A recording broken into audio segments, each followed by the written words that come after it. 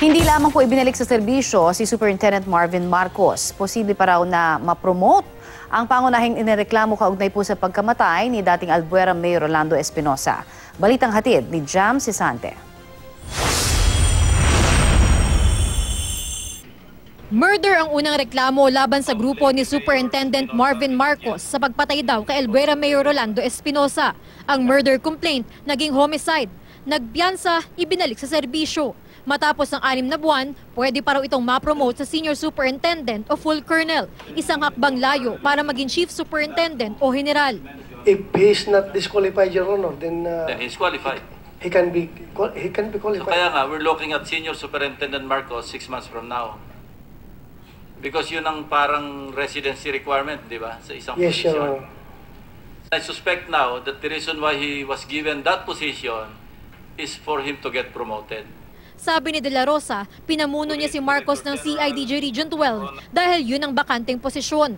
Si Pangulong Rodrigo Duterte daw ang nag-utos na pagtrabahuhin muli si Marcos at mga pulis na kasama nito matapos nila makapagpiyansa sa kasong homicide at bumalik sa full duty status. I really pointed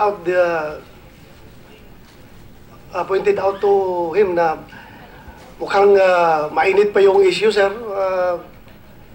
Baka pwedeng kuha lang muna. Maya na. He told me, every time lalabas siya sa media, Your Honor, sige siya sabi na, pabalikin yan, patrabaho na yan, balik-balik ka nun. Mapagkita kami, may flight. Sayang yung mga tao niya, walang ginagawa. So, ako naman, Your Honor, I take it as an order from my boss. Sa rekomendasyon ng NBI, DOJ at Senado, murder ang kaso kina Marcos sa pagpatay kay Espinosa at kapwa inmate na si Raul Yap noong November 2016 sa loob ng kulungan sa Albuera, Leyte. Pero nang i-review ni Justice Undersecretary Reynante Orceo ang reklamo, ibinaba niya ito sa homicide. Kaya nakapagpiyansa sina Marcos. Pinanindigan ni Orceo ang desisyon niya. Wala raw itong impluwensya ni Justice Secretary Vitaliano Aguirre II. Nakabrad niya sa Lex Talionis at nagtalaga sa kanya sa DOJ. The rule said, evident premeditated. That's two different things, Your Honor. That's too technical. The evident, the lapse of time, the sufficient lapse of time should be there before the offense can be qualified for a murder.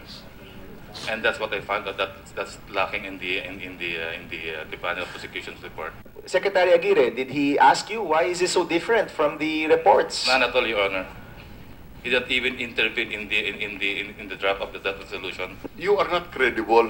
Wala naman po maniniwala na i-reverse nyo ang opinion ng Senado, ng NBI, ng DOJ panel, at ng sekretaryo mo mismo at sinasabi mo, hindi ko siya kinonsulta, akin lang po ito. Pero nadiskubre ni Senador Ping Lacson na hindi otorisado si Orceo na i-review ang desisyon nang hawakan niya ito noong April 2017. Labas kasi ito sa panahong July 1, 2016 hanggang December 31, 2016 kung kailan otorisado na mag-review ang mga DOJ Undersecretary.